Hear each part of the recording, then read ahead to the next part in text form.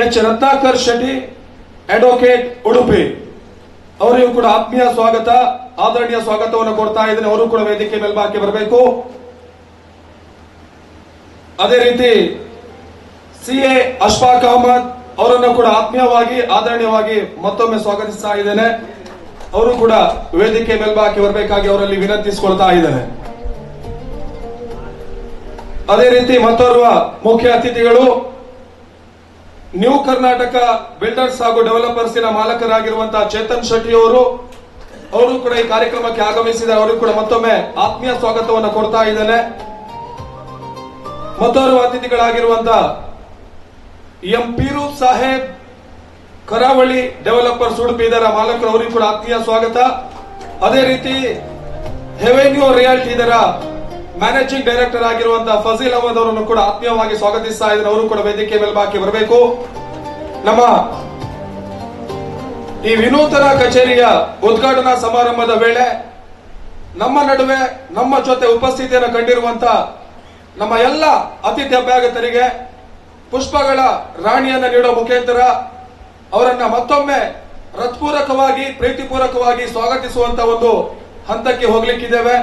ಇದನ್ನ ನಮ್ಮ ಈ ಸಂಸ್ಥೆಯ ಪಾಲುದಾರರಾಗಿರುವಂತಹ ಪ್ರಶಾಂತ್ ಕುಂದರ್ ಅವರು ನಮ್ಮ ಎಲ್ಲ ಅತಿಥಿ ಅಭ್ಯಾಗತರಿಗೆ ಪುಷ್ಪಗುಚ್ಛವನ್ನು ನೀಡುವ ಮುಖಾಂತರ ಅವರನ್ನ ಮತ್ತೊಮ್ಮೆ ಪ್ರೀತಿಪೂರ್ವಕವಾಗಿ ಸ್ವಾಗತಿಸಿಕೊಳ್ಬೇಕಾಗಿ ಅವರಲ್ಲಿ ವಿನಂತಿಸಿಕೊಳ್ತಾ ಇದ್ದೇನೆ. ಮೊದಲಿಗೆ ಪ್ರಭಾಕರ್ ಪೂಜಾರಿ ಅವರಿಗೆ, ಆ ಬಳಿಕ ಎಚ್ ರತ್ನಾಕರ್ ಶೆಟ್ಟಿ, CA ಅಶ್ಫಾಕ್ ಅಹಮದ್, ಚೇತನ್ ಶೆಟ್ಟಿ,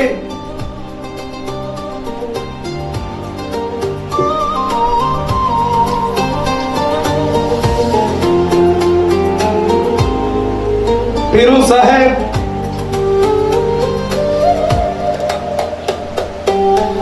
ಅದೇ ರೀತಿ ಫಜೀಲ್ ಅಹಮದ್.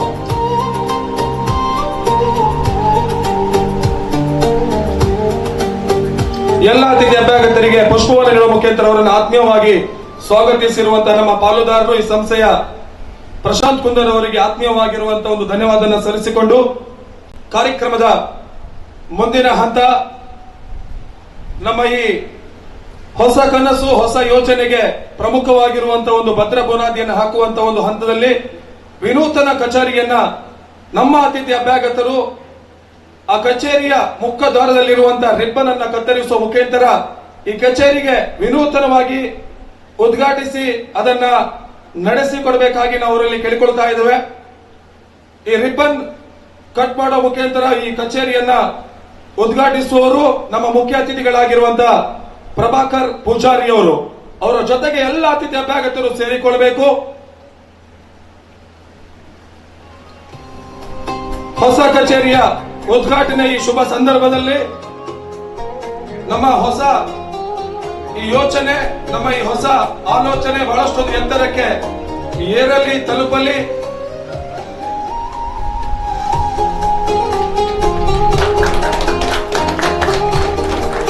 ನಮ್ಮ ಎಲ್ಲ ಇಲ್ಲಿ ನಡೆದಿರುವಂತಹ ಎಲ್ಲರೂ ಕೂಡ ಈ ಕಚೇರಿಯ ಒಳಗಡೆ ಹೋಗಬೇಕಾಗಿ ಎಲ್ಲರೂ ಕೂಡ ವಿನಂತಿಸ್ತಾ ಇದ್ದಾರೆ. ನಮ್ಮ ಎಲ್ಲರೂ ಕೂಡ ಕಚೇರಿಯನ್ನ ವೀಕ್ಷಿಸಿಕೊಂಡು ಬರಬೇಕನ್ನುವಂತ ಒಂದು ಸೂಚನೆ ಕೂಡ ಇದೆ.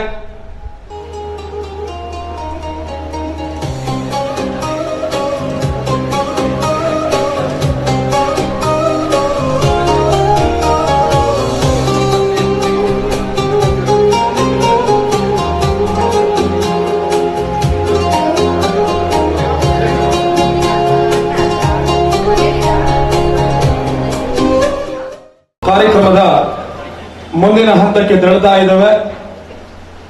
ಇವತ್ತು ಇಲ್ಲಿ ಉದ್ಘಾಟನೆಗೊಂಡಿರುವಂತಹ ಈ ಹೆವೆನ್ಯೂ ರಿಯಾಲ್ಟಿ ಇದರ ಕಚೇರಿ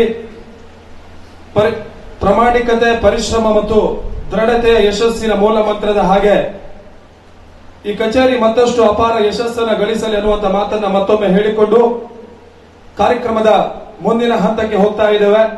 ಪ್ರಾಸ್ತಾವಿಕ ಮಾತುಗಳಿಗಾಗಿ ಸಂಸ್ಥೆಯ ಮ್ಯಾನೇಜಿಂಗ್ ಡೈರೆಕ್ಟರ್ ಆಗಿರುವಂತಹ ಫಜೀಲ್ ಅಹಮದ್ ಅವರನ್ನ ಆಹ್ವಾನಿಸ್ತಾ ಇದ್ದೇವೆ.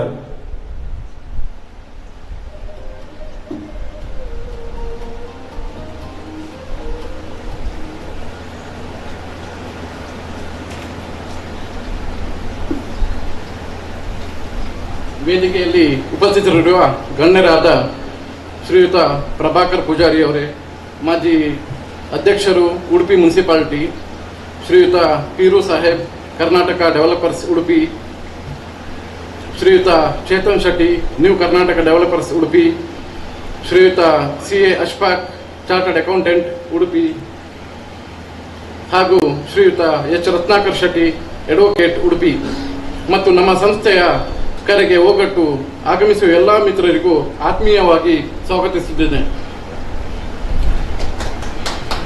ಈ ಶುಭ ಸಂದರ್ಭದಲ್ಲಿ ನಮ್ಮ ಸಂಸ್ಥೆ ಹೆವೆನ್ಯೂ ರಿಯಾಲಿಟಿ ಸಾಗಿ ಬಂದ ದಾರಿಯನ್ನು ನಾನು ನಿಮ್ಮ ಮುಂದೆ ತಿಳಿಸಲು ಬಯಸುತ್ತಿದ್ದೇನೆ. ನಾವು 2014ರಲ್ಲಿ ಬ್ರಹ್ಮಾವರದಲ್ಲಿ ಯುನಿಕ್ಸ್ ಕನ್ಸ್ಟ್ರಕ್ಷನ್ ಎಂಬ ಸಂಸ್ಥೆಯನ್ನು ಸ್ಥಾಪಿಸಿ ಉತ್ತಮ ಗುಣಮಟ್ಟದ ಕಟ್ಟಡ ನಿರ್ಮಾಣ ಕಾರ್ಯಗಳನ್ನು ನೆರವೇರಿಸಿದ್ದೇವೆ ಮತ್ತು ರಿಹಾಬ್ ಅಸೋಸಿಯೇಟ್ ಸಂಸ್ಥೆಯ ಸಹಭಾಗಿಯೊಂದಿಗೆ ಸರಿಸುಮಾರು 100ರಷ್ಟು ಕಟ್ಟಡವನ್ನು ನಿರ್ಮಿಸಿದ್ದೇವೆ. ಇದರಲ್ಲಿ ಹೌಸ್ ಕನ್ಸ್ಟ್ರಕ್ಷನ್ ಇರಬಹುದು, G+2 ಇರಬಹುದು, G+3 residential apartment, real estate ಡೆವಲಪ್ಮೆಂಟ್ಗಳನ್ನು ನಾವು ಮಾಡಿದ್ದೇವೆ. ಅದರ ಜೊತೆಗೆ ನಾವು ಸ್ವತಃ ಭೂಮಿ ಖರೀದಿಸಿ ವಿಲ್ಲಾಗಳನ್ನು ನಿರ್ಮಿಸಿದ್ದೇವೆ. ಬೇರೆ ವಿಲ್ಲಾ ಪ್ರಾಜೆಕ್ಟ್ ಇರ್ಬೋದು, ಸಿವಿಲ್ ಕಾಂಟ್ರಾಕ್ಟ್ ಪ್ರಾಜೆಕ್ಟ್ ಇರ್ಬೋದು, ಎಲ್ಲವನ್ನು ನಾವು ನಿರ್ಮಿಸಿದ್ದೇವೆ. ನಾವು 2024ನೇ ಇಸ್ವಿಯಲ್ಲಿ ಕ್ಲಸ್ಟರ್ ರಿಯಾಲಿಟಿ ಎಂಬ ಸಂಸ್ಥೆಯನ್ನು ಹಾಗೂ 2025ರಲ್ಲಿ ಹೆವೆನ್ಯೂ ರಿಯಾಲಿಟಿ ಎಂಬ ಸಂಸ್ಥೆಯನ್ನು ಪ್ರಾರಂಭಿಸಿದ್ದೇವೆ. ಕ್ಲಸ್ಟರ್ ರಿಯಾಲಿಟಿ ಒಂದು ಕನ್ಸ್ಟ್ರಕ್ಷನ್ ಕಂಪನಿಯಾಗಿದ್ದು ಸಿವಿಲ್ ಕಾಂಟ್ರಾಕ್ಟ್ ಕೆಲಸವನ್ನು ನಾವು ಮಾಡುತ್ತೇವೆ. ಹೆವೆನ್ಯೂ ರಿಯಾಲಿಟಿ ಒಂದು ಬಿಲ್ಡರ್ಸ್ ಆ್ಯಂಡ್ ಡೆವಲಪರ್ಸ್ ಕಂಪನಿಯಾಗಿದ್ದು ಭೂಮಿ ಖರೀದಿಸಿ ನಾವು ಪ್ರೀಮಿಯಂ ವಿಲ್ಲಾಗಳನ್ನು ನಿರ್ಮಿಸುವುದರ ಜೊತೆಗೆ ಹೋಟೆಲ್ ಅಪಾರ್ಟ್ಮೆಂಟ್ ಹಾಗೂ ರೆಸಾರ್ಟ್ಗಳನ್ನು ಅಭಿವೃದ್ಧಿಪಡಿಸುವ ಉದ್ದೇಶವನ್ನು ಹೊಂದಿದ್ದೇವೆ. ಡೆಕ್ಕನ್ ಹೆರಾಲ್ಡ್ ಪತ್ರಿಕೆಯ ಪ್ರಕಾರ ಉಡುಪಿ ಜಿಲ್ಲೆಯಲ್ಲಿ 2023ರಲ್ಲಿ 4.75 ಕೋಟಿಯಷ್ಟು ಪ್ರವಾಸಿಗರು ಉಡುಪಿಗೆ ಭೇಟಿ ನೀಡಿದ್ದು, ಅದರಲ್ಲಿ 41,000ರಷ್ಟು ವಿದೇಶಿ ಪ್ರವಾಸಿಗರು ಇದ್ದರು. ಅದರಂತೆ 2025ನೇ ವರ್ಷದ ಪ್ರಕಾರ ಉಡುಪಿ ಜಿಲ್ಲೆಗೆ 5.78 ಕೋಟಿಯಷ್ಟು ಪ್ರವಾಸಿಗರು ನಮ್ಮ ಜಿಲ್ಲೆಗೆ ಬಂದಿರುತ್ತಾರೆ. ಅದರಲ್ಲಿಯೂ 77,315ರಷ್ಟು ವಿದೇಶಿ ಪ್ರವಾಸಿಗರು ಇರುತ್ತಾರೆ. ನಮ್ಮ ಉಡುಪಿ ಜಿಲ್ಲೆ ಒಂದು ಪ್ರವಾಸಿಗರ ತಾಣವಾಗಿ ಅದ್ಭುತ ಅಭಿವೃದ್ಧಿಯನ್ನು ಹೊಂದುತ್ತಾ ಇರುವುದು, ಪ್ರತಿ ವರ್ಷ ಪ್ರವಾಸಿಗರ ಸಂಖ್ಯೆ ಹೆಚ್ಚಾಗುತ್ತಾ ಇರುವುದು ಇದಕ್ಕೆ ಒಂದು ಉದಾಹರಣೆಯಾಗಿದೆ. ಇದರೊಂದಿಗೆ ಉಡುಪಿ ಜಿಲ್ಲೆಯಲ್ಲಿ ಉತ್ತಮ ಗುಣಮಟ್ಟದ ಪ್ರೀಮಿಯಂ ಕ್ವಾಲಿಟಿ ಹೋಟೆಲ್ಗಳು, ರೆಸಾರ್ಟ್ಗಳ ತುಂಬ ಬೇಡಿಕೆ ಇದೆ. ಉಡುಪಿ ಜಿಲ್ಲೆಯು ಉತ್ತಮ ಗುಣಮಟ್ಟದ ಶಿಕ್ಷಣವನ್ನು ಈಗಾಗಲೇ ನೀಡುತ್ತಿದ್ದು ಮಣಿಪಾಲ್ ಎಜುಕೇಷನ್ ಸೆಂಟರ್ ಭಾರತದ ಟಾಪ್ 10 ಎಜುಕೇಷನ್ ಸೆಂಟರ್ಗಳಲ್ಲಿ ಬರುತ್ತದೆ. ಇದಕ್ಕಾಗಿ ದೇಶ ವಿದೇಶಗಳಿಂದ ವಿದ್ಯಾರ್ಥಿಗಳು ನಮ್ಮ ಜಿಲ್ಲೆಗೆ ಭೇಟಿ ನೀಡುತ್ತಿರುವುದು ಸಂಖ್ಯೆ ಹೆಚ್ಚಾಗುತ್ತಿದೆ. ನಾನು ಈ ಶುಭ ಸಂದರ್ಭದಲ್ಲಿ ನಮ್ಮ ಸಂಸ್ಥೆಯ ಮುಂಬರುವ 2 ಪ್ರಾಜೆಕ್ಟ್ಗಳನ್ನು ನಿಮ್ಮ ಮುಂದೆ ಹೇಳಲು ಬಯಸುತ್ತಿದ್ದೇನೆ. ಮೊದಲನೇದಾಗಿ ನಾವು ಮಲ್ಪೆ ಪರಿಸರದಲ್ಲಿ ಸುಮಾರು 100 ಕೊಠಡಿಗಳಷ್ಟು ಇರುವ 5 ಸ್ಟಾರ್ ಕ್ಯಾಟಗರಿಯ ಹೋಟೆಲ್ ಅಪಾರ್ಟ್ಮೆಂಟ್ ಅನ್ನು ನಿರ್ಮಿಸುವ ಉದ್ದೇಶವನ್ನು ಹೊಂದಿದ್ದು, ಅದಕ್ಕೆ ಭೂಮಿ ಖರೀದಿ, ಲ್ಯಾಂಡ್ ಪರ್ಚೇಸ್ ಎಲ್ಲ ಆಗಿದೆ. ಡಾಕ್ಯುಮೆಂಟೇಶನ್, ಸ್ಟ್ರಕ್ಚರಲ್ ಡಿಸೈನ್ ವರ್ಕ್ ನಡೀತಾ ಇದೆ. ಶಾರ್ಟ್ಲಿ ಅದನ್ನು ನಾವು ಫೈನಲ್ ಮಾಡಿ ಭೂಮಿ ಪೂಜೆ ಸ್ಟಾರ್ಟ್ ಮಾಡ್ತೇವೆ. ಎರಡನೇದಾಗಿ ಮಣಿಪಾಲ್ ಪರಿಸರದಲ್ಲಿ ಪ್ರೀಮಿಯಂ ರೆಸಿಡೆನ್ಸ್ ಅಪಾರ್ಟ್ಮೆಂಟ್ ಅನ್ನು ಮಾಡುವ ಉದ್ದೇಶವಿದೆ. ಇದಕ್ಕೆ ಲ್ಯಾಂಡ್ ನಾವು ಹುಡುಕ್ತಾ ಇದ್ದೇವೆ. ಶಾರ್ಟ್ಲಿ ನಮ್ಮ 2 ಪ್ರಾಜೆಕ್ಟ್ ನಮ್ಮ ಸಂಸ್ಥೆಯಿಂದ ನಾವು ಅನೌನ್ಸ್ ಮಾಡ್ತಾ ಇದ್ದೇವೆ. ಉಡುಪಿ ಮಣಿಪಾಲ ಪರಿಸರದಲ್ಲಿ ಉತ್ತಮ ಗುಣಮಟ್ಟದ ಅಪಾರ್ಟ್ಮೆಂಟ್ಗಳಿಗೆ ತುಂಬಾ ಬೇಡಿಕೆ ಇದ್ದು, ಪ್ರೀಮಿಯಂ ರೆಸಿಡೆನ್ಷಿಯಲ್ ಅಪಾರ್ಟ್ಮೆಂಟ್ಗಳನ್ನು ನಿರ್ಮಿಸುವ ಉದ್ದೇಶವನ್ನು ನಾವು ಹೊಂದಿದ್ದೇವೆ. ನಮ್ಮ ಸಂಸ್ಥೆಯು ಮುಂಬರುವ ದಿನಗಳಲ್ಲಿ ಉತ್ತಮ ಗುಣಮಟ್ಟದ ಕಟ್ಟಡ ನಿರ್ಮಾಣ ಕಾರ್ಯಗಳನ್ನು ಹಾಗೂ ರಿಯಲ್ ಎಸ್ಟೇಟ್ ವರ್ಕ್ಗಳನ್ನು ಮಾಡಿ ನಿರ್ಮಿಸುವ ಭರವಸೆ ಜೊತೆಗೆ ಇದಕ್ಕಾಗಿ ತಮ್ಮೆಲ್ಲರ ನಮಗೆ ಸಹಕಾರ ಬೇಕು ಎಂದು ಹೇಳುತ್ತಾ ನನ್ನ ಮಾತುಗಳನ್ನು ಮುಗಿಸ್ತೇನೆ. ಧನ್ಯವಾದಗಳು.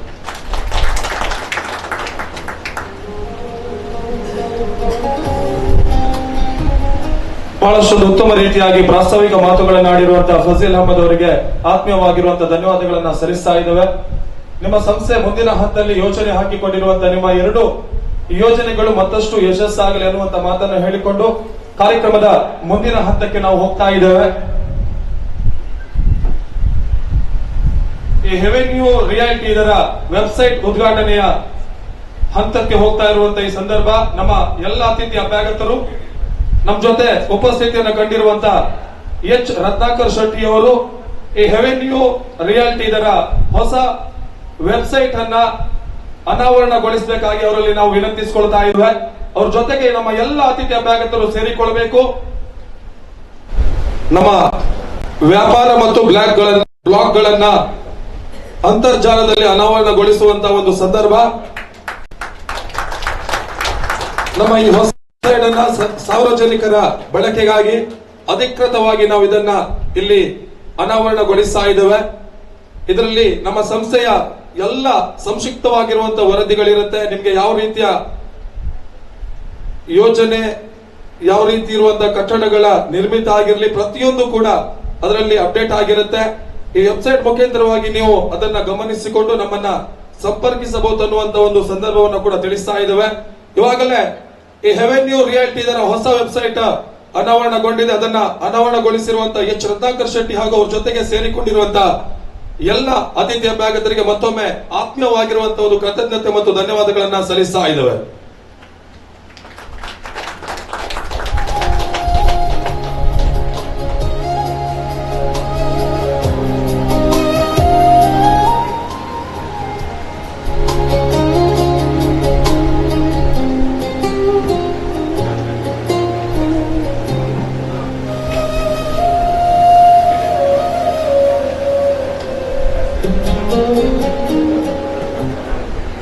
ಕಾರ್ಯಕ್ರಮದ ಮುಂದಿನ ಹಂತ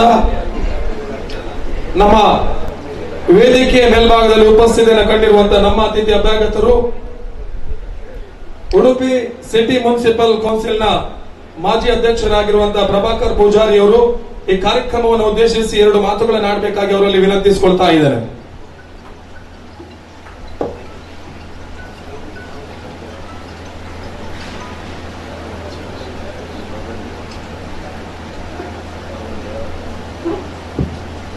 ಎಲ್ರಿಗೂ ನಮಸ್ಕಾರ. ಹೆವೆನ್ಯೂ ರಿಯಾಲಿಟಿ ಇದರ ಉದ್ಘಾಟನಾ ಸಮಾರಂಭದ ವೇದಿಕೆಯಲ್ಲಿರುವ ಹಿರಿಯರಾದ ರತ್ನಾಕರ್ ಶೆಟ್ರೆ, ಪೀರು ಸಾಹೇಬ್ರೆ, ಚೇತನ್ ಶೆಟ್ರೆ, ಅಶ್ಫಕ್ ಅಹಮದ್ ಅವರೇ, ಮತ್ತು ಈ ಸಂಸ್ಥೆಯ ಪಾಲುದಾರರೇ ಹಾಗೂ ವೇದಿಕೆಯ ಮುಂಭಾಗದಲ್ಲಿರುವ ಬಂಧು ಭಗಿನಿಯರೇ, ತುಂಬ ಖುಷಿಯಾಯಿತು. ನಮ್ಮ ಉಡುಪಿಯಲ್ಲಿ ಹೊಸ ಒಂದು ಸಂಸ್ಥೆ ಮಾಡಿದ್ರಂತೆ, ಬ್ರಹ್ಮಾವರದಲ್ಲಿ ಜಾಸ್ತಿ ಮಾಡಿದ್ರಂತೆ. ಹಾಗಾಗಿ ಉಡುಪಿಗೆ ಬಂದಿದ್ದಾರೆ. ನಿಮಗೆ ಅಭಿನಂದನೆ ಸಲ್ಲಿಸ್ತೇನೆ. ಮತ್ತು ಏನು ಸಪೋರ್ಟ್ ಬೋರ್ಡ್ ನಮ್ಮಿಂದ, ಈಗ ನಮ್ಮ ಕೌನ್ಸಿಲ್ ಇಲ್ಲದಿದ್ದರೂ ನೆಕ್ಸ್ಟ್ ಬರ್ಬೋದು. ನಾವು ಜನ ಸೇವೆಗಾಗಿ ಬಂದವರು. ಒಂದು 5 ವರ್ಷ ಒಳ್ಳೆ ಆಡಳಿತ ಕೊಟ್ಟಿದೆ ಅಂತ ನಮ್ಮ ಅನಿಸಿಕೆ. ಯಾರು ಬೆರಳು ತೋರಿಸಿ ಮಾತಾಡಲಿಲ್ಲ ನಮ್ಮ ವಿರುದ್ಧವಾಗಿ. ಹಾಗೆ ನಿಮಗೆ ಒಂದು ಕಿವಿ ಮಾತು ಹೇಳ್ತೇನೆ. ಏನು ನೀವು ಪ್ರಾಜೆಕ್ಟ್ ಮಾಡುವಾಗ ಬೈಲಾ ಪ್ರಕಾರ ಮಾಡಿ. ಯಾಕಂದರೆ ಈ ನಮ್ಮ 2 ಸಂಸ್ಥೆ ಉಂಟು, ಒಂದು ಪ್ರಾಧಿಕಾರ, ಒಂದು ನಗರಸಭೆ. ಇಲ್ಲಿ ಯಾರ್ಯಾರಿಗೂ ತಲೆ ಬಗ್ಗಿಸಿ ಮಾತಾಡಬೇಕಾಗ್ತದೆ. ಯಾಕಂದರೆ ನಾವು ತಪ್ಪು ಮಾಡಿದ್ವಿ. ಹಾಗಾಗಿ ದಯಮಾಡಿ ಇದು ಏನು ಬೈಲಾ ಪ್ರಕಾರ ಮಾಡಿ. ಎದೆ ನಮ್ಮ ಮಾತಾಡ್ಬೋದಲ್ಲಿ ಎಲ್ಲಿ ಅಧಿಕಾರಿಗಳ ಹತ್ರ ಅಥವಾ ಸಿಬ್ಬಂದಿಗಳ ಹತ್ರ. ಹಾಗೆ ನೀವು ನೇರವಾಗಿ ಹೋಗಿ, ಅಲ್ಲಿ ಯಾರೇ ದಲ್ಲಾಳಿಗಳ ಮುಖಾಂತರ ಹೋಗಬೇಡಿ, ಯಾರೇ ಬ್ರೋಕರ್ಗಳ ಮುಖಾಂತರ ಹೋಗಬೇಡಿ. ನಿಮಗೆ ಕಿವಿ ಮಾತು ಹೇಳ್ತೇನೆ. ಯಾಕಂದರೆ ನನ್ನ ಅನುಭವ ಹೇಳ್ತಾ ಇದ್ದೇನೆ. ಅಲ್ಲಿ ಒಂದು ಈ ಖಾತೆ ಇಲ್ಲಿ ಯಾವುದೇ ಇರಲಿ, ಈ ಖಾತೆಗೆ ನಾವು ನಗರಸಭೆಯಲ್ಲಿ ಚಾರ್ಜ್ ಮಾಡೋದು ಕೇವಲ 125 ರೂಪಾಯಿ. ಅದೇ ಒಂದು ಬ್ರೋಕರ್ ಹತ್ರ ಹೋದ್ರೆ 10,000 20,000 ಅಲ್ಲಿ ಕೊಡೋದಲ್ಲಿ ಒಂದು 500 1,000 ಕೊಟ್ಟುಬಿಡೋದವರು. ಅವ್ರಿಗೆ ಕೊಡ್ಲಿಕ್ಕೆ ಉಂಟು, ಇವ್ರಿಗೆ ಕೊಡ್ಲಿಕ್ಕೆ ಉಂಟು. ಅಲ್ಲಿ ಕೆಲವರಲ್ಲಿ ತಗೊಳ್ಳೋದಿಲ್ಲ. ಆದರೂ ಜನರನ್ನು ಇದು ಮಾಡಿ ಎಂಥದ್ದು ತಪ್ಪು ಮಾಹಿತಿ ಕೊಟ್ಟು ನಿಮ್ಮಿಂದ ವಸೂಲು ಮಾಡ್ತಾರೆ. ಹಾಗಾಗಿ ದಯಮಾಡಿ ನೀವು ನೇರವಾಗಿ ಹೋಗಿ. ನಾನು ಅಧ್ಯಕ್ಷನಾಗಿದ್ದಾಗ ಇಡೀ ಉಡುಪಿ ಜನತೆಗೆ ಮತ್ತು ಎಲ್ಲರಿಗೂ ಅದೇ ಮನವಿ ಮಾಡಿದ್ದು, ಏನು ಕೆಲಸ ಇದ್ರೂ ನೇರವಾಗಿ ಬನ್ನಿ. ಯಾಕೆ ಬ್ರೋಕರ್ಗಳ ಹತ್ರ ಹೋದ್ರಿ, ಯಾಕೆ ಮಧ್ಯವರ್ತಿಗಳ ಹತ್ರ ಹೋದ್ರಿ? ಅವ್ರಿಗೆ ಇದೇ ಕೆಲಸ, ಅವರಿಗೆ ಬೇರೆ ಏನು ಕೆಲಸ ಇಲ್ಲ. ದುಡ್ದು ಗೊತ್ತಿಲ್ಲ ಅವರಿಗೆ. ನಮ್ಮ ಪಾಪ ಈಗ ರಿಯಲ್ ಎಸ್ಟೇಟ್ ಅವರು ನೀವು ಮಾರುವುದು ಏನೋ ನಿಮ್ಮ ಪ್ರಾಫಿಟ್ ಇರ್ಬೋದು, ಒಂದು ಮನೆ ಕಟ್ಟುವವರಿಗೆ ಅಲ್ಲಿ ಉಪದ್ರ ಮಾಡ್ತಾ ಇದ್ದಾರೆ. ಯಾಕಂದರೆ ಬ್ರೋಕರ್ಗಳು. ನಾನು ಅವರನ್ನು ದೂರುವುದಿಲ್ಲ, ನಾವು ಯಾಕೆ ಅವ್ರ ಹತ್ರ ಹೋಗಬೇಕು? ಹಾಗಾಗಿ ದಯಮಾಡಿ ಒಂದು ರಿಕ್ವೆಸ್ಟ್ ನಿಮ್ಮ ಹತ್ರ, ಯಾರೇ ಇರಲಿ, ಪ್ರಾಧಿಕಾರ ಇರಲಿ, ನಗರಸಭೆ ಇರಲಿ, ನೇರವಾಗಿ ಹೋಗಿ. ಮತ್ತು ನಿಮ್ಮ ಏನು ಉಡುಪಿಯಲ್ಲಿ ಪ್ರಾರಂಭ ಮಾಡಿದ್ದೀರಿ, ತುಂಬ ಖುಷಿಯಾಯಿತು. ಇನ್ನು ನಿಮ್ಮ ಸಂಸ್ಥೆಯು ಅಭಿವೃದ್ಧಿ ಹೊಂದಲಿ ಅಂತ ಹಾರೈಸಿ ನನ್ನ 2 ಮಾತನ್ನು ಮುಗಿಸ್ತೇನೆ. ಜೈ ಹಿಂದ್. ಕಾರ್ಯಕ್ರಮವನ್ನ ಉದ್ದೇಶಿಸಿ ಬಹಳ ಉತ್ತಮ ರೀತಿಯ ಹಿತವಚನಗಳನ್ನು ಆಡಿರುವಂತಹ ಪ್ರಭಾಕರ್ ಪೂಜಾರಿ ಅವರಿಗೆ ನಮ್ಮ ಸಂಸ್ಥೆ ಪರವಾಗಿ ಆತ್ಮೀಯವಾಗಿರುವಂತಹ ಒಂದು ಕೃತಜ್ಞತೆ. ಮುಂದಿನ ಹಂತಕ್ಕಾಗಿ ಎಚ್ ರತ್ನಾಕರ್ ಶೆಟ್ಟಿ. ಈ ಸಮಾರಂಭದ ಅಧ್ಯಕ್ಷರು ಹಾಗೂ ಮುನ್ಸಿಪಾಲಿಟಿಯ ಅಧ್ಯಕ್ಷರು ಆಗಿರ್ತಕ್ಕಂಥ ಪ್ರಭಾಕರ್ ಪೂಜಾರಿ, ಹಾಗೆ ಚಾರ್ಟರ್ಡ್ ಅಕೌಂಟೆಂಟ್ ಆದ ಅಶ್ಫಾಕ್ ಅಹಮದ್ ರವರೇ, ಚೇತನ್ ಶೆಟ್ರೆ, ಪೀರು ಸಾಹೇಬ್ರೆ ಹಾಗೂ ಫಜೀಲ್ ಅಹಮದ್ ರೇ ಮತ್ತು ಈ ಸಂದರ್ಭ ಅವೆನ್ಯೂ ಸಂಸ್ಥೆಯ ಸಮಾರಂಭಕ್ಕೆ ಆಶೀರ್ವಾದ ಮಾಡಲಿಕ್ಕೆ ಬಂದಂತ ಎಲ್ಲ ಈ ಸಂಸ್ಥೆಯ ಹಿತೈಷಿಗಳೇ, ಏನೋ ಒಂದು ಹೊಸ ಕಾನ್ಸೆಪ್ಟ್ ಅನ್ನು ಇಟ್ಕೊಂಡು ಫಜೀಲ್ ಅಹಮದ್ ಮತ್ತು ಅವರ ಗೆಳೆಯರು ಬೇಕಾದಷ್ಟು ಹಿಂದೆ ಅನುಭವ ಇದ್ರೂ ಸಹ ನನ್ನ ಅಭಿಪ್ರಾಯ ಹೆಚ್ಚಿನವರು ಇದರಲ್ಲಿ ಇಂಜಿನಿಯರ್ಸ್ ಇದ್ದಾರಂತ ಕೇಳಿದ್ದೇನೆ. ಹಾಗೆ ಬೇಕಾದಷ್ಟು ಅನುಭವ ಇದ್ರೂ ಸಹ ಎಲ್ಲರೂ ಒಟ್ಟು ಸೇರಿ ಒಂದು ದೊಡ್ಡ ಸಂಸ್ಥೆಯನ್ನ ಕಟ್ಟಬೇಕನ್ನುವಂತ ಉದ್ದೇಶದಿಂದ ಹೊಸ ಒಂದು ಆಫೀಸನ್ನ ಈ ದಿವಸ ಪ್ರಾರಂಭ ಮಾಡಿದ್ದಾರೆ. ಅವರ ಈ ಸಂಸ್ಥೆ ಈ ರಾಜ್ಯದಲ್ಲೇ ಪ್ರಥಮ ಸಂಸ್ಥೆ ಆಗಿ ಅಭಿವೃದ್ಧಿಗೊಳ್ಳಿ ಅಂತ ನಾನು ದೇವರಲ್ಲಿ ಈ ಸಂದರ್ಭದಲ್ಲಿ ಪ್ರಾರ್ಥನೆ ಮಾಡ್ತೀನಿ. ಸಂಸ್ಥೆಯನ್ನ ಕಟ್ಟಲಿಕ್ಕೆ ಒಂದು ನಿರ್ದಿಷ್ಟವಾದ ಛಲ, ಗುರಿ ಸಾಧನೆಯ ಉದ್ದೇಶ ಖಂಡಿತವಾಗಿ ಬೇಕು. ಆ ಛಲ ಇದ್ರೆ ಸಂಸ್ಥೆಯನ್ನ, ಮನುಷ್ಯನಿಗೆ ಮನಸ್ಸಿದ್ರೆ ಮಾರ್ಗ ಇದೆ ಅನ್ನುವಂತ ಒಂದು ನಾಣ್ಣುಡಿ ಇದೆ. ಹಾಗೆ ಛಲ ಒಂದು ಮುಂದೆ ತಗೊಂಡು ಹೋಗ್ಬೇಕು, ನಮ್ಮ ಸಂಸ್ಥೆಯನ್ನ ಉತ್ಕೃಷ್ಟ ಮಟ್ಟದಲ್ಲಿ ಏರಿಸಬೇಕು ಅನ್ನುವಂತ ಛಲದಿಂದ ಸಂಸ್ಥೆಯಲ್ಲಿ ಕೆಲಸ ಮಾಡಿದ್ರೆ, ಜನರಿಗೆ ಸೇವೆ ಕೊಟ್ರೆ ಖಂಡಿತವಾಗಿ ಸಂಸ್ಥೆ ಅಭಿವೃದ್ಧಿ ಪಡೆಯೋದ್ರಲ್ಲಿ ಅನುಮಾನ ಇಲ್ಲ. ಯಾಕಂದ್ರೆ ಪ್ರಾರಂಭ ಮಾಡುವಾಗಲೇ ಇವರ ಆಫೀಸಿನ ಇಂಟೀರಿಯರ್ ನ ನೋಡಿದ್ರೆ ಅಷ್ಟು ಚೊಕ್ಕವಾಗಿ ಮಾಡಿದ್ದಾರೆ. ಹಾಗೆ ಈ ಸಂಸ್ಥೆಯು ಸಹ ಇದೇ ರೀತಿಯಲ್ಲಿ ಸಾರ್ವಜನಿಕರಿಗೆ ಸಹ ಕಟ್ಟಿದಂತ ಯಾವುದೇ ಕಟ್ಟಡ ಅಥವಾ ವಿಲ್ಲಾಗಳು ಸಹ ಇದೇ ರೀತಿಯಲ್ಲಿ ಕಟ್ಟಿ ಮುಂದುವರಿಸಿಕೊಂಡು ಹೋಗ್ತಾರಂತ ಖಂಡಿತವಾಗಿ ಇವರ ಈ ವ್ಯವಸ್ಥೆಯನ್ನ, ಇಲ್ಲಿ ವ್ಯವಸ್ಥೆಯನ್ನು ನೋಡಿದ್ರೆ ಅರ್ಥ ಮಾಡ್ಕೊಳ್ಬಹುದು. ನಾನು ಒಂದು ಈ ಸಂದರ್ಭದಲ್ಲಿ ಕಿವಿ ಮಾತನ್ನು ಹೇಳಲಿಕ್ಕೆ ಬಯಸ್ತೇನೆ. ಒಂದು ಸಂಸ್ಥೆಯನ್ನ ಕಟ್ಟಬೇಕಾದ್ರೆ ವಿಶ್ವಾಸಾರ್ಹತೆಯನ್ನ ಜನರಲ್ಲಿ ಪಡಿಬೇಕು. ವಿಶ್ವಾಸಾರ್ಹತೆಯನ್ನ ಪಡೆಯುವಂತಹದ್ದು ಅಷ್ಟು ಸುಲಭ ಅಲ್ಲ. ಅದಕ್ಕೆ ಸಾಧನೆ ಬೇಕು, ಡೆಡಿಕೇಶನ್ ಬೇಕು. ಅದ ಜನರಿಗೆ ಬರುವಂತ ನಮ್ಮ ಕಸ್ಟಮರ್ಸ್ಗೆ ಸೇವೆಯನ್ನು ಕೊಡಬೇಕು. ಹಾಗೆ ಗುಣಮಟ್ಟವನ್ನ ಉಳಿಸಿಕೊಳ್ಳುವಂತಹ ಜವಾಬ್ದಾರಿ ಇದ್ರೆ ಖಂಡಿತವಾಗಿ ಸಂಸ್ಥೆ ಅಭಿವೃದ್ಧಿ ಆಗ್ತದೆ. ಅದರಲ್ಲಿ ಯಾವುದೇ ಅನುಮಾನ ಇಲ್ಲ. ಯಾಕಂದ್ರೆ ಈ ಕನ್ಸ್ಟ್ರಕ್ಷನ್ ಫೀಲ್ಡ್ ಅನ್ನುವಂಥದ್ದು ಮಾತಿಗೆ ಮಾತು, ಜನರಿಂದ ಜನರಿಗೆ ಹೋಗುವಂತಹದ್ದು. ಒಂದು ಅಭಿಪ್ರಾಯ ಜನರಲ್ಲಿ ಮೂಡಿ ಬಂತು ಅಂತಂದ್ರೆ ಆ ಅಭಿಪ್ರಾಯ ಸಾರ್ವತ್ರಿಕವಾಗಿ ಎಲ್ರಿಗೂ ಅಭಿಪ್ರಾಯ ಬರ್ತದೆ. ಆವಾಗ ತಮಗೆ ಬರುವಂತ ಕಸ್ಟಮರ್ಸ್ ಯಾರಿದ್ದಾರೆ ಅವರು ಯಾವುದೇ ಅನುಮಾನ ಇಲ್ಲದೆ ತಮ್ಮ ನಂಬಿಕೆ ಮೇಲೆ ತಮ್ಮ ಹತ್ರ ಬರ್ತಾರೆ ಅನ್ನುವಂಥದ್ದನ್ನ ತಾವು ಮನವರಿಕೆ ಮಾಡಿಕೊಳ್ಬೇಕು. ಇನ್ನೊಂದು ಮುಖ್ಯ ಅಂತ ಇದ್ರೆ, ಈಗ ಈ ಭೂ ದಾಖಲೆ ಬಗ್ಗೆ ನಾನು ವಕೀಲನಾಗಿ ಒಂದು ಸಣ್ಣ ತಿಳುವಳಿಕೆಯನ್ನು ಹೇಳ್ತೇನೆ. ನೀವು ಮುಖ್ಯವಾಗಿ ಈ ಸ್ಥಳವನ್ನ ಕ್ರಯ ಮಾಡಿ ಅದರಲ್ಲಿ ಕನ್ಸ್ಟ್ರಕ್ಷನ್ ಮಾಡಿ ವಿಲ್ಲಾವೋ ಫ್ಲಾಟು ಅಥವಾ ಏನೋ ಕನ್ಸ್ಟ್ರಕ್ಷನ್ ಮಾಡಿ ನೀವು ಮಾರುವಂಥವ್ರು. ಆಗ ನೀವು ಮುಖ್ಯವಾಗಿ ತಿಳ್ಕೊಳ್ಳುವಂಥದ್ದು ಏನಂತ ಇದ್ರೆ ದಾಖಲೆಗಳು, ಭೂ ದಾಖಲೆಗಳಲ್ಲಿ ಕೆಲವು ಬಾರಿ ನಾನು ಕೆಲವು ಬ್ಯಾಂಕಿನ ಪೆನಲ್ ಇದ್ದೇವೆ, ಬೇರೆ ಬೇರೆ ನಮ್ಮ ಈ ಕೆಲಸದ ಅನುಭವದಲ್ಲಿ ನಾವು ತಿಳ್ಕೊಂಡಿದ್ದೇವೆ. ಎಷ್ಟೋ ದಾಖಲೆಗಳು ಸಮಂಜಸವಲ್ಲದ ದಾಖಲೆಗಳನ್ನ ಸಮಂಜಸ ಅಂತ ತೋರಿಸಲಿಕ್ಕೆ ಅದಕ್ಕೆ ಬೇಕಾದ ವ್ಯವಸ್ಥೆ ಮಾಡ್ಕೊಂಡು ಬರ್ತಾರೆ. ಅದು ಗೊತ್ತಾಗಬೇಕಾದ್ರೆ ಕೆಲವು ಸಮಯ ಹೋಗ್ತದೆ. ಆವಾಗ ಎಲ್ಲ ಕೆಲಸ ಮುಗಿದಿರ್ತದೆ, ಹಣವು ಕೊಟ್ಟಾಗಿರ್ತದೆ, ಎಲ್ಲ ಮುಗಿದಿರ್ತದೆ. ಆಗ ಕೈ ಸೊಟ್ಕೊಳ್ಳುವಂತ ವ್ಯವಹಾರ ಬರುತ್ತೆ. ಆದ್ರಿಂದ ನಾನು ಒಂದು ಹೇಳ್ತೇನೆ, ದಯಮಾಡಿ ಯಾವುದೇ ಭೂ ಖರೀದಿ ಮಾಡುವಾಗ ತಾವು ನುರಿತ ತಿಳಿದ ಯಾವುದೇ ವಕೀಲರಾಗಲಿ ಅವರ ಹತ್ರ ಸಂಪೂರ್ಣವಾಗಿ ಬ್ಯಾಂಕಿನ ಒಂದು ಸಾಲ ಪಡೆಯುವ ಅರ್ಹ ದಾಖಲೆ ಇದೆಯೇ ಅಥವಾ ಈ ದಾಖಲೆಗಳನ್ನ ನಂಬಬಹುದೇ ಅನ್ನುವಂತ ಸ್ಪಷ್ಟ ಅಭಿಪ್ರಾಯ ಬರಹ ಮೂಲಕ ತೆಗೆದುಕೊಂಡು ಯಾವುದೇ ಜಾಗದ ವ್ಯವಹಾರಕ್ಕೆ ತಾವು ಮುಂದೆ ಹೋಗಬೇಕು ಅಂತ ನಿಮಗೊಂದು ಸೂಚನೆಯನ್ನು ನಾನು ಈ ಸಂದರ್ಭದಲ್ಲಿ ನೀಡ್ತಾ ಇದ್ದೇನೆ. ಈಗ ಹಿಂದೆ ಆದ್ರೆ ನಂಬಿಕೆ ಅನ್ನುವಂಥದ್ದು ಒಂದಿತ್ತು, ಒಬ್ಬರನ್ನ ಒಬ್ರು ನಂಬುವಂತಹದ್ದು, ಮಾತುಗಳಲ್ಲಿ ವ್ಯವಹಾರಗಳು ನಡೀತಾ ಇದ್ವು. ಈಗ ಇದು ಹೇಳಿದ್ರೆ ಒಬ್ಬ ಇನ್ನು ಅವನ ಜೀವಿತದಲ್ಲಿ ಅವನು ಅದನ್ನು ಒಪ್ಕೊಳ್ತಾನೆ ಅಂತ ಒಂದು ಸ್ಪಷ್ಟ ಮನೋಭಾವ ಇತ್ತು ಹಿಂದೆ. ಆದ್ರೆ ಈ ನಮ್ಮ ಅಭಿವೃದ್ಧಿ ನಡೀತಾ ಬರ್ತಾ ಇರುವಾಗ ಜನರ ಸೈಕಾಲಜಿಕಲ್ ಇದು ಸಹ ಬೇರೆ ಆಗಿ ಹೋಗಿದೆ. ಇವತ್ತು ಹೇಳಿದ್ದನ್ನ ನಾಳೆ ಸುಳ್ಳು ಅಂತ ಹೇಳ್ತಾರೆ, ನಾನು ಹೇಳಿಲ್ಲ ಅನ್ನುವಂತ ಮನೋಭಾವ ಇದೆ.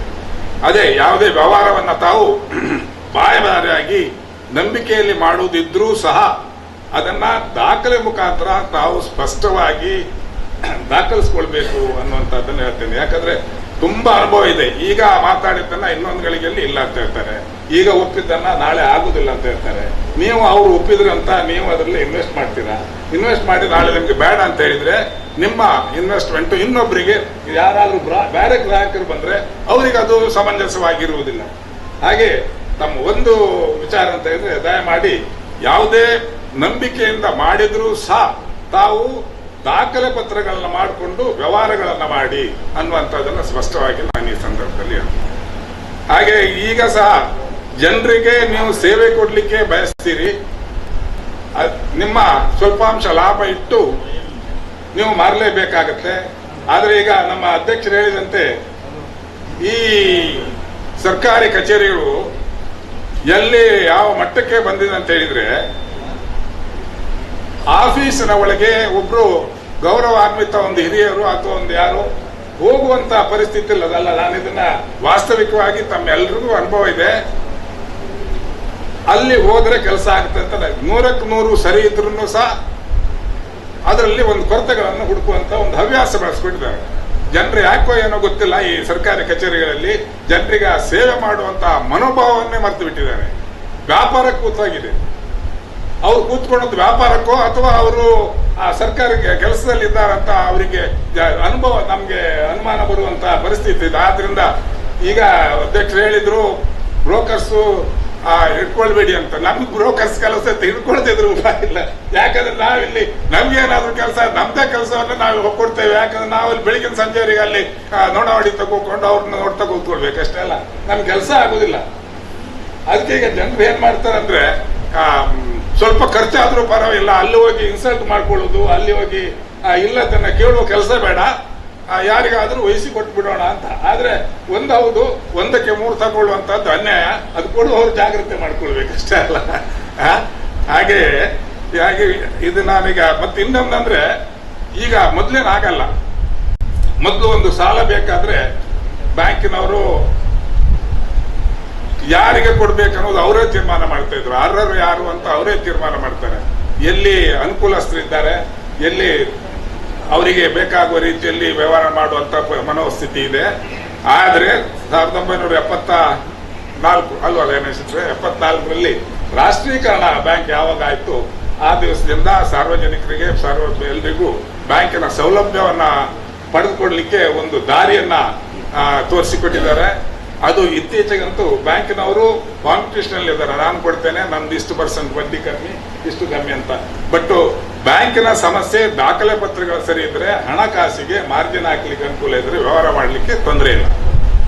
ಆದ್ರೆ ಜಾಗ್ರತೆಯನ್ನು ತಪ್ಪಾರ್ದು. ಯಾಕಂದ್ರೆ ಈಗ ಈ ಮಿಸಲೇನಿಯಸ್ ಖರ್ಚು 1 ಲಕ್ಷ ರೂಪಾಯಿ ನೀವು ಜಾಗಕ್ಕೆ ಕೊಟ್ರೆ, ಮಿಸಲೇನಿಯಸ್ ಖರ್ಚು ಮತ್ತೊಂದು ಸರಾಸರಿ ಒಂದು 50,000 ರೂಪಾಯಿ ಅದಕ್ಕೆ ಜಾಸ್ತಿ ಇರ್ತದೆ. ಒಂದು 1 ಕೋಟಿ ಆಸ್ತಿ ಆದ್ರೆ ಅದಕ್ಕೊಂದು 2 ಕೋಟಿ ಮಿಸಲೇನಿಯಸ್ ಖರ್ಚು ಬರ್ತದೆ. ಅದನ್ನ ಲೆಕ್ಕ ಬರೀಲಿಕ್ಕೂ ಇಲ್ಲ, ಬಾಯಲ್ಲಿ ಹೇಳಲಿಕ್ಕೂ ಇಲ್ಲ, ಕೇಳಲಿಕ್ಕೂ ಇಲ್ಲ ಅಂತ ಪರಿಸ್ಥಿತಿ ಉದ್ಭವವಾಗಿದೆ. ಹೋದಲ್ಲಿ ಇಷ್ಟು ಪರ್ಸೆಂಟ್ ಕೊಡುವಂತ ಒಂದು ಪರಿಸ್ಥಿತಿ ಇದೆ. ಈ ಸಂದರ್ಭದಲ್ಲಿ ತಾವು ಜಾಗರೂಕವಾಗಿ ವ್ಯವಹಾರ ಮಾಡುವಂತ ಅಗತ್ಯ ಇದೆ ಅಂತ ಹೇಳ್ತೇನೆ. ಹಾಗೆ ಈಗ ಬೈಯರ್ಸ್ಗೆ ನಾವು ಗುಣಮಟ್ಟದ ಸೇವೆ ಕೊಟ್ರೆ ಏನು ಸಮಸ್ಯೆ ಇಲ್ಲ. ಈಗ ವಿಲ್ಲಾಗಳಂತೂ ಈ ಜಾಯಿಂಟ್ ಫ್ಯಾಮಿಲಿ ವ್ಯವಸ್ಥೆ ನಶಿಸಿ ಹೋಗಿದೆ. ಯಾರು ಜಾಯಿಂಟ್ ಫ್ಯಾಮಿಲಿಯಲ್ಲಿ ಇರ್ಲಿಕ್ಕೆ ಸಾಧ್ಯ ಇಲ್ಲ, ಯಾರು ಬಯಸುವುದೂ ಇಲ್ಲ. ಈಗ ಇದು ಪೇಟೆಯಲ್ಲಿ ಮಾತ್ರ ಅಲ್ಲ, ಹಳ್ಳಿಯಲ್ಲಿ ಸಹ ಒಂದು ಅಪ್ಪನಿಗೆ 5 ಜನ ಮಕ್ಕಳಿದ್ರೆ ಪ್ರತಿ ಮಗನು ಮದುವೆ ಆದ ಕೂಡ ನಾನು ಹೊರಗೆ ಹೋಗುವಂತ ಒಂದು ಮನೋಭಾವ ಬೆಳೆದಿದೆ. ಹಾಗೆ ಇದು ನಿಮ್ಮ ವಿಲ್ಲಾ ಕಟ್ಟುವವರಿಗೆ ಮಾರುವವರಿಗೆ ಇದು ಒಳ್ಳೆಯದು. ಜಾಯಿಂಟ್ ಫ್ಯಾಮಿಲಿ ಸಿಸ್ಟಮ್ ಇರಬೇಕು ಅಂತ ಒಂದು ಕಡೆ ಕೇಳಿ ಬಂದರೂ ಸಹ ಈ ವ್ಯಾವಹಾರಿಕ ದೃಷ್ಟಿಯಲ್ಲಿ ಈ ಜಾಯಿಂಟ್ ಫ್ಯಾಮಿಲಿಯಲ್ಲಿ ಡಿವೈಡ್ ಆಗಿ ಬೇರೆ ಬೇರೆ ಮನೆ ಕಟ್ಟುವಂತಹದ್ದು ವ್ಯವಹಾರಸ್ಥರಿಗೆ ಒಳ್ಳೆಯ ಅನುಕೂಲದ ಸಮಯ ಇದು. ಅದನ್ನ ಸದುಪಯೋಗ ಪಡಿಸಿಕೊಳ್ಳಿ ಅಂತ ಈ ಸಂದರ್ಭದಲ್ಲಿ ಹೇಳ್ತಾ, ಈ ಸಂಸ್ಥೆ ಒಳ್ಳೆ ರೀತಿಯಲ್ಲಿ ಬೆಳೀರಿ, ಹಾಗೆ ಗುಣಮಟ್ಟವನ್ನ ಕಾಪಾಡಿಕೊಳ್ಳಿ, ವಿಶ್ವಾಸರನ್ನ ಗಳಿಸಿ ಮುಂದೆ ಈ ರಾಜ್ಯದಲ್ಲಿ ದೊಡ್ಡ ಸಂಸ್ಥೆ ಆಗಿ ಬೆಳೀಲಿ ಅಂತ ನಾನು ಈ ಸಂದರ್ಭದಲ್ಲಿ ಸಂಸ್ಥೆಯ ಎಲ್ಲ ಪಾಲುದಾರರಿಗೆ ಹಾರೈಸ್ತಾ ನನ್ನ 2 ಮಾತುಗಳನ್ನ ಮುಗಿಸ್ತೇನೆ. ಕಾರ್ಯಕ್ರಮವನ್ನ ಉದ್ದೇಶಿಸಿ ಕೆಲವೊಂದು ಸಲಹೆ ಸೂಚನೆ ಜೊತೆಗೆ ಬಹಳ ಉತ್ತಮ ರೀತಿಯಾಗಿರುವಂತಹ ಮಾತುಗಳನ್ನು ಆಡಿರುವಂತಹ ಎಚ್ ರತ್ನಾಕರ್ ಶೆಟ್ಟಿ ವಕೀಲರು ಉಡುಪಿ ಅವರಿಗೆ ಕೂಡ ಆತ್ಮೀಯವಾಗಿರುವಂತಹ ಕೃತಜ್ಞತೆ ಧನ್ಯವಾದವನ್ನು ಸಲ್ಲಿಸಿಕೊಂಡು ಕಾರ್ಯಕ್ರಮದ ಮುಂದಿನ ಹಂತ ಮುಂದಿನ ಮಾತುಗಳಿಗಾಗಿ new Karnataka builders and developers ನ ಮಾಲಕರಾಗಿರುವಂತಹ ಚೇತನ್ ಕುಮಾರ್ ಶೆಟ್ಟಿ ಅವರನ್ನು ಆಹ್ವಾನಿಸ್ತಾ ಇದ್ದೇವೆ.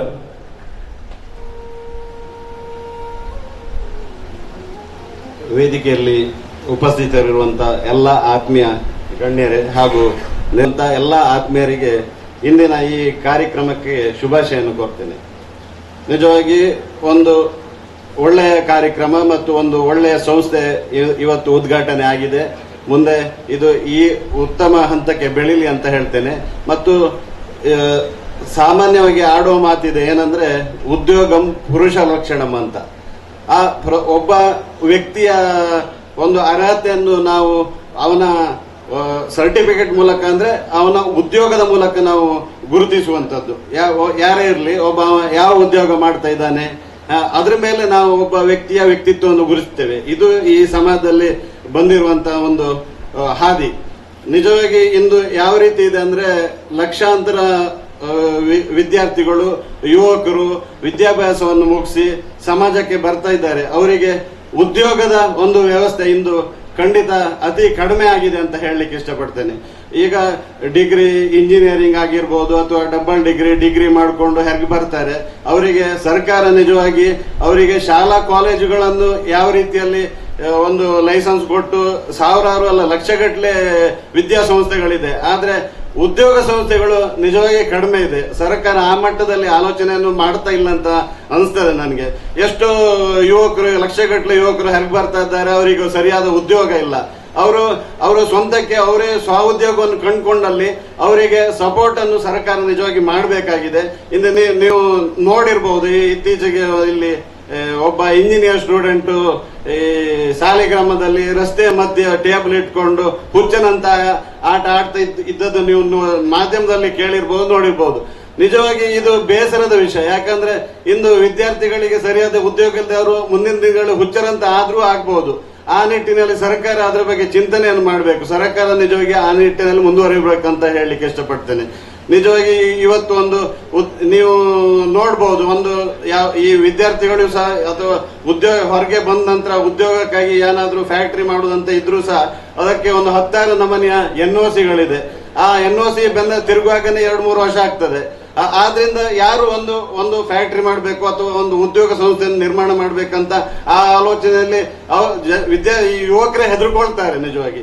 ಅದಕ್ಕೆ ನಿಜವಾಗಿ ಈ ನಮ್ಮ ಯಾವುದು ಸರ್ಕಾರ ಅಥವಾ ಅಧಿಕಾರಿ ವರ್ಗದವರು ಅದ್ರ ಬಗ್ಗೆ ಚಿಂತನೆಯನ್ನು ಮಾಡಬೇಕು. ಅದ್ರ ಬಗ್ಗೆ ಹೆಚ್ಚಿನ ನಿಜ ಈಗ ಮೋದಿಯವರು ಸ್ಟಾರ್ಟ್ಅಪ್ ತಂದಿದ್ದಾರೆ, ಆದ್ರೆ ಸ್ಟಾರ್ಟ್ಅಪ್ ಮಾಡ್ಲಿಕ್ಕೆ ಈ ಯುವಕರಿಗೆ ಧೈರ್ಯ ಇಲ್ಲ. ಯಾಕಂದ್ರೆ ಅದಕ್ಕೆ ಬೇಕಾಗುವ NOCಗಳು ಈ ಅಧಿಕಾರಿ ವರ್ಗದವರು ಸರಿಯಾದ ಸಮಯ ಕೊಡುವುದಿಲ್ಲ, ಮತ್ತೆ ನೆಗ್ಲಿಜಿಯನ್ಸ್ ಇದೆಲ್ಲ ನಿಜವಾಗಿ ಹೋಗ್ಬೇಕು. ನಿಜವಾಗಿ ಈ ಯುವಕರಿಗೆ ಸಪೋರ್ಟ್ ಮಾಡುವಂತ ವಾತಾವರಣ ನಿರ್ಮಾಣ ಮಾಡಬೇಕು. ಆ ನಿಟ್ಟಿನಲ್ಲಿ ಆಲೋಚನೆಯನ್ನು ನಮ್ಮ ರಾಜಕಾರಣಿಗಳು ಮಾಡಬೇಕು. ಈಗ ಯಾವ ರೀತಿ ಪರಿಸ್ಥಿತಿ ಇದೆ ಅಂದ್ರೆ ರಾಜಕಾರಣಿಗಳಿಗೂ ಸಹ ಈ ಅಧಿಕಾರಿ ವರ್ಗದವರು ಬೆಲೆ ಕೊಡುವುದಿಲ್ಲ. ಎಲ್ಲಿವರೆಗೆ ಅಂದ್ರೆ ಒಂದು ಗ್ರಾಮ ಪಂಚಾಯತ್ ಸದಸ್ಯನಿಗೆ ಆ ಗ್ರಾಮ ಪಂಚಾಯತ್ PDO ಬೆಲೆ ಕೊಡುವುದಿಲ್ಲ. ಈಗ ಇವರು ಆಯ್ಕೆ ಆಗಿರುವುದು ಯಾರು? ಜನಪ್ರತಿನಿಧಿಗಳಾಗಿ ಆಯ್ಕೆ ಆಗಿರುವಂತದ್ದು. ಜನರ ಸಮಸ್ಯೆಗಳನ್ನು ಇವರು ಆ ಅಧಿಕಾರಿ ವರ್ಗದ ಎದುರು ತಂದು ಅದನ್ನು ಪರಿಹಾರ ಮಾಡುವ ನಿಟ್ಟಿನಲ್ಲಿ ಇವರು ಪ್ರತಿನಿಧಿಗಳು. ಈಗ ಗ್ರಾಮ ಪಂಚಾಯತಿನ ಸದಸ್ಯನಿಂದ ಹಿಡ್ಬೋದು, ಜಿಲ್ಲಾ ಪಂಚಾಯತ್ ಸದಸ್ಯ, ತಾಲೂಕ್ ಪಂಚಾಯತ್ ಸದಸ್ಯ, ಅಥವಾ ವಿಧಾನ ಪರಿಷತ್ ಸದಸ್ಯ, ವಿಧಾನಸಭಾ ಸದಸ್ಯ, ಲೋಕಸಭಾ ಸದಸ್ಯರು, ಯಾರೀಗ ಒಂದು DC ಅವರು ಅವ್ರು ಹೇಳಿದ್ ಎಷ್ಟು ಕೇಳ್ತಾರಂತ ನೀವೇ ಆಲೋಚನೆ ಮಾಡಿ. ಅದ್ ನಿಮ್ಗೆ ಗೊತ್ತಾಗ್ಬೋದು. ಒಬ್ಬ ಲೋಕಸಭಾ ಸದಸ್ಯನಿಗೆ ಅವರು ಎದುರಲ್ಲಿ ಆಯ್ತಾಯ್ತಂತ ಹೇಳ್ತಾರೆ, ಬೆನ್ನರಿಂದ ಅವರು ನಗಡ್ಕೊಂಡು ಹೋಗ್ತಾರೆ. ಅಷ್ಟೇ ಬಿಟ್ರೆ ಜನರ ಸಮಸ್ಯೆಗಳನ್ನು ಅಧಿಕಾರಿ ವರ್ಗದವರು ಸರಿಯಾಗಿ ತಗೊಳ್ತಾ ಇಲ್ಲ, ಅದನ್ನು ಪರಿಹಾರ ಮಾಡಲಿಕ್ಕೆ ಪ್ರಯತ್ನವನ್ನು ಸಹ ಮಾಡುವುದಿಲ್ಲ. ಅವರು ಅವರದ್ದೇ ಒಂದು ಲೋಕದಲ್ಲಿದ್ದಾರೆ. ಆ ಒಂದು ನಿಟ್ಟಿನಲ್ಲಿ ಜನಪ್ರತಿನಿಧಿಗಳು ಅದರ ಬಗ್ಗೆ ಒಂದು ಆಲೋಚನೆ ಮಾಡಬೇಕು, ಜನಪರವಾಗಿ ಅವರು ಹೋರಾಟವನ್ನು ಮಾಡಬೇಕಂತ ಹೇಳಲಿಕ್ಕೆ ಇಷ್ಟಪಡ್ತೇನೆ. ನಿಜವಾಗಿ ಇವತ್ತು ಏನು ಒಂದು ಉದ್ಯೋಗ ಸಂಸ್ಥೆಯನ್ನು ಇವರು ಪ್ರಾರಂಭ ಮಾಡಿದ್ದಾರೆ. ಇವರೊಟ್ಟಿಗೆ 16 ಜನ ಇದ್ದಾರೆ. ಇವರು 100 ಜನರಿಗೆ ಕೆಲಸ ಕೊಡ್ತಾರೆ. ನಿಜವಾಗಿ ಒಂದು ಒಳ್ಳೆಯ ಬೆಳವಣಿಗೆ. ಇವರು ಏನು ಸಂಪಾದನೆ ಮಾಡ್ತಾರೆ ಅದರಲ್ಲಿ ಒಂದಂಶವನ್ನು ಅವರು ಕಷ್ಟದಲ್ಲಿ ಇರುವವರಿಗೂ ಸಹ ಕೊಡುವಂತ ಆಲೋಚನೆ ಮಾಡ್ಬೇಕಂತ ಹೇಳಲಿಕ್ಕೆ ಇಷ್ಟಪಡ್ತೇನೆ. ಅವಕಾಶಕ್ಕಾಗಿ ವಂದನೆಗಳು. ಬಹಳಷ್ಟು ಉತ್ತಮ ರೀತಿಯಾಗಿ ಮಾತುಗಳನ್ನು ಆಡಿರುವಂತ ಚೇತನ್ ಶೆಟ್ಟಿ ಅವರಿಗೆ ಆತ್ಮೀಯವಾಗಿರುವಂತಹ ಕೃತಜ್ಞತೆ. ಮುಂದಿನ ಹಂತಕ್ಕಾಗಿ CA ಅಶ್ಫಾಕ್ ಅಹಮದ್ ಅವರು ಈ ಕಾರ್ಯಕ್ರಮವನ್ನು ಉದ್ದೇಶಿಸಿ 2 ಮಾತುಗಳನ್ನು ಆಡಬೇಕಾಗಿ ಅವರಲ್ಲಿ ವಿನಂತಿಸಿಕೊಳ್ತಾ ಇದ್ದೇನೆ.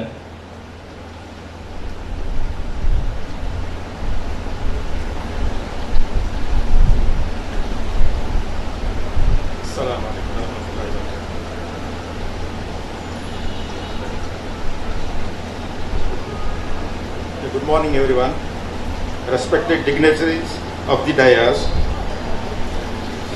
Mr. Prabhakar Pujari, former President, Udupi City Municipal Council, and H. Ratnakar Shetty, Advocate, Udupi, and Chetan Shetty, Proprietor, New Karnataka Builders and Developers, Udupi, Mr. M. Piru Saheb, Karavali Developers, Udupi,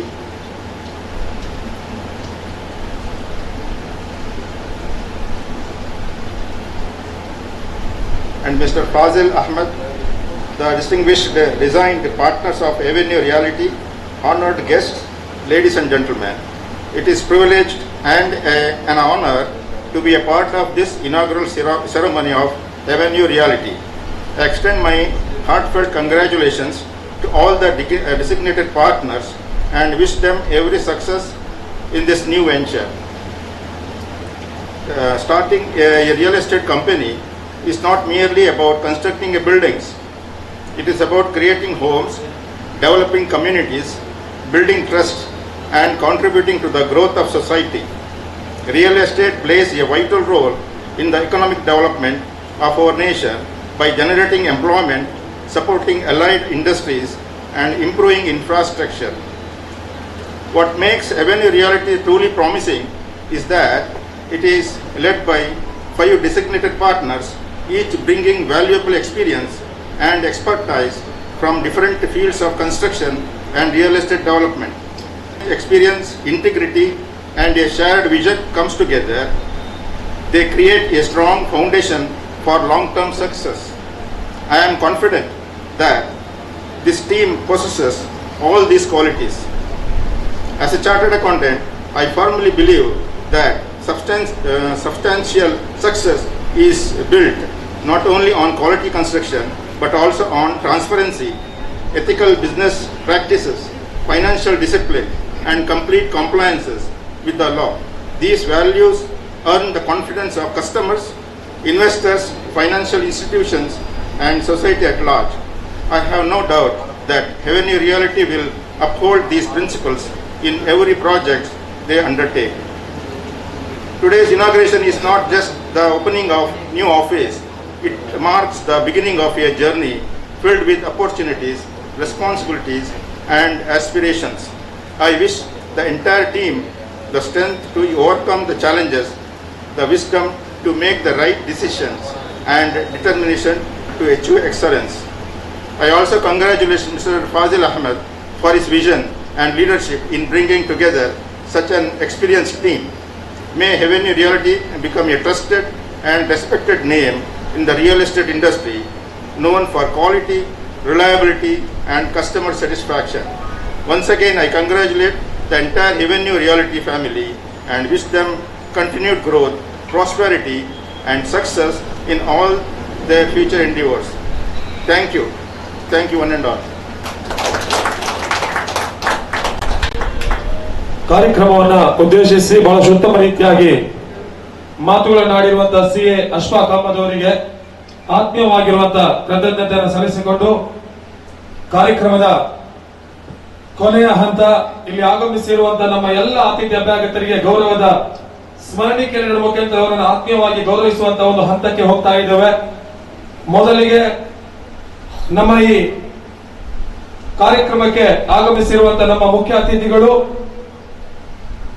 Prabhakar Poojary ಅವರಿಗೆ ನಮ್ಮ ಈ ಸಂಸ್ಥೆಯ ಪಾಲುದಾರರಾಗಿರುವಂತಹ ಶಿವರಾಜ್ ಕುಮಾರ್ ಅವರು ಗೌರವದ ಸ್ಮರಣಿಕೆ ನೀಡುವ ಮುಖಾಂತರ ಅವರನ್ನು ಆತ್ಮೀಯವಾಗಿ ಗೌರವಿಸಿಕೊಳ್ಳಬೇಕಾಗಿ ನಾವು ಕೇಳಿಕೊಳ್ತಾ ಇದ್ದೇವೆ. ನಿಮ್ಮ ಅಮೂಲ್ಯ ಸಮಯವನ್ನ ನಮ್ಮ ಜೊತೆ ನೀವು ಹಂಚಿಕೊಂಡದಕ್ಕಾಗಿ ನಿಮಗೆ ಆತ್ಮೀಯವಾಗಿರುವಂತಹ ಕೃತಜ್ಞತೆ, ಧನ್ಯವಾದಗಳು ಸರ್. ಎಚ್ ರತ್ನಾಕರ್ ಶೆಟ್ಟಿ ಅವರಿಗೆ ವಕೀಲರಾಗಿರುವಂತಹ ಪ್ರಮೀಳಾ ಎಚ್ ಸ್ಮರಣಿಕೆ ನೀಡುವ ಮುಖಾಂತರ ಅವರನ್ನು ಆತ್ಮೀಯವಾಗಿ ಗೌರವಿಸಿಕೊಳ್ಳಬೇಕಾಗಿ ನಾವು ಕೇಳಿಕೊಳ್ತಾ ಇದ್ದೇವೆ.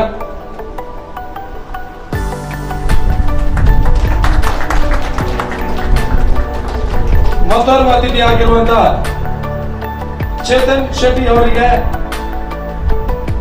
ನಮ್ಮ ಈ ಸಂಸ್ಥೆಯ ಮತ್ತೋರ್ವ ಪಾಲುದಾರರಾಗಿರುವಂತಹ ಪ್ರಶಾಂತ್ ಕುಂದರ್ ಅವರು ಗೌರವದ ಸ್ಮರಣಿಕೆ ನೀಡಿ ಅವರನ್ನು ಆತ್ಮೀಯವಾಗಿ ಗೌರವಿಸಿಕೊಳ್ಳಬೇಕಾಗಿ ನಾವು ಕೇಳಿಕೊಳ್ತಾ ಇದ್ದೇವೆ. ಕಾರ್ಯಕ್ರಮದ ಮತ್ತೋರ್ವ ಅತಿಥಿ ಪಿರು ಸಾಹೇಬ್ ಅವರಿಗೆ ನಮ್ಮ ಸಂಸ್ಥೆಯ ಮತ್ತೋರ್ವ ಪಾಲುದಾರರಾಗಿರುವಂತಹ ನಯಾಸ್ ಖಾನ್ ಅವರು ಗೌರವದ ಸ್ಮರಣಿಕೆ ನೀಡಿ ಅವರನ್ನು ಆತ್ಮೀಯವಾಗಿ ಗೌರವಿಸಿಕೊಳ್ಳಬೇಕಾಗಿ ನಾವು ಕೇಳಿಕೊಳ್ತಾ ಇದ್ದೇವೆ.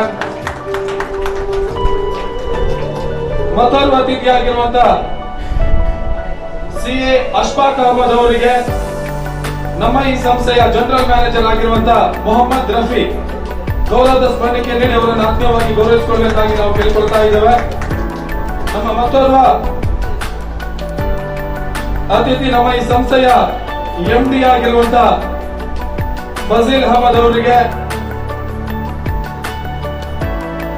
ಪ್ರಶಾಂತ್ ಕುಂದರ್ ಅವರು ಗೌರವದ ಸ್ಮರಣಿಕೆ ನೀಡಿ ಅವರನ್ನು ಆತ್ಮೀಯವಾಗಿ ಗೌರವಿಸಿಕೊಳ್ಳಬೇಕಾಗಿ ನಾವು ಕೇಳಿಕೊಳ್ತಾ ಇದ್ದೇವೆ.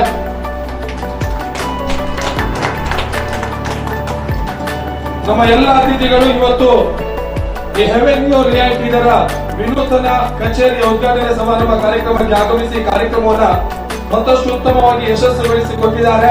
ಈ ಕಾರ್ಯಕ್ರಮದ ಕೊನೆಯ ಹಂತ ಧನ್ಯವಾದ ಸಮರ್ಪಣೆ ಮುಂದಿನ ಹಂತಕ್ಕಾಗಿ ಈ ಕಾರ್ಯಕ್ರಮಕ್ಕೆ ಧನ್ಯವಾದ ಸಲ್ಲಿಸಲಿಕ್ಕಿದ್ದಾರೆ ಶಿವರಾಜ್ ಕುಮಾರ್.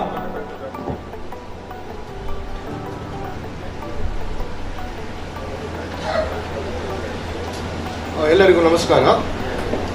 ಈ ಇಂದಿನ ಸುಂದರವಾದ ಅರ್ಥಪೂರ್ಣವಾದ ಸಮಾರಂಭವನ್ನು ಯಶಸ್ವಿಗೊಳಿಸಲು ಸಹಕರಿಸಿದ ಪ್ರತಿಯೊಬ್ಬರಿಗೂ ಧನ್ಯವಾದಗಳನ್ನು ಅರ್ಪಿಸುತ್ತೇನೆ.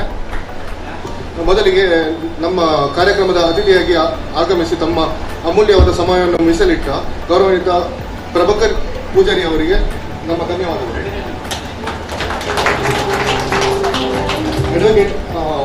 ಅಡ್ವೊಕೇಟ್ ರತ್ನಾಕರ್ ಶೆಟ್ಟಿ ಹಾಗೂ ಅಶ್ಫಾಕ್ ಅವರಿಗೆ ಧನ್ಯವಾದಗಳು. ಚೇತನ್ ಶೆಟ್ಟಿ ಹಾಗೂ ಪೀರ್ ಸಾಹೇಬರಿಗೆ ಗೌರವಪೂರ್ವಕ ಧನ್ಯವಾದಗಳು. ಮತ್ತು ಇದು ಸಂಡೇ ಆದರೆ ಸಹ ಎಲ್ಲರೂ ಸಹ ಬಂದು ನಮ್ಮ ಓಪನಿಂಗ್ಗೆ ತುಂಬ ಒಂದು ಮೆರುಗು ಧರಿಸಿದ್ದೀರಿ. ಅದಕ್ಕೋಸ್ಕರ ಎಲ್ಲರಿಗೆ ಸಹ ಧನ್ಯವಾದಗಳು. ಎಲ್ಲರೂ ಉಪಹಾರವನ್ನು ಸೇವಿಸಿ ಹೋಗಬೇಕು ಹೇಳಿ ಕೇಳಿಕೊಳ್ಳುತ್ತೇವೆ. ನಮ್ಮ ಈ ಕಾರ್ಯಕ್ರಮಕ್ಕೆ ಆಗಮಿಸಿರುವಂತಹ ಎಲ್ಲ ಅತಿಥಿಗಳಿಗೆ, ಅದೇ ರೀತಿ ಕಾರ್ಯಕ್ರಮವನ್ನ ಚಂದಗಾಣಿಸಿಕೊಟ್ಟಿರುವಂತಹ ನಮ್ಮ ಎಲ್ಲ ಆತ್ಮೀಯ ಮಿತ್ರರಿಗೆ, ಸ್ನೇಹಿತರಿಗೆ ಎಲ್ಲರಿಗೂ ಕೂಡ ಧನ್ಯವಾದವನ್ನು ಹೇಳಿಕೊಂಡು, ನಮ್ಮ ಯಶಸ್ಸಿನ ಹಿಂದೆ ನಿಮ್ಮದೊಂದು ಕೈ ಇರಲಿ ಅನ್ನುವಂತ ಒಂದು ಮಾತನ್ನು ಹೇಳಿಕೊಂಡು, ಮುಂದಿನ ಹಂತ ಇಲ್ಲಿ ಆಗಮಿಸಿರುವಂತಹ ಎಲ್ಲರೂ ಕೂಡ ಫಲಹಾರವನ್ನು ಸೇವಿಸಿ ಹೋಗಿ ಅನ್ನುವಂತ ಮಾತನ್ನು ಹೇಳ್ತಾ ಇದ್ದೇವೆ. ಇಲ್ಲಿಗೆ ಈ ಕಾರ್ಯಕ್ರಮವನ್ನು ಮುಗಿಸ್ತಾ ಇದ್ದೇವೆ. ಎಲ್ಲರಿಗೂ ಕೂಡ ಒಳ್ಳೆಯದಾಗಲಿ. ಶುಭ ದಿನ. Thank you.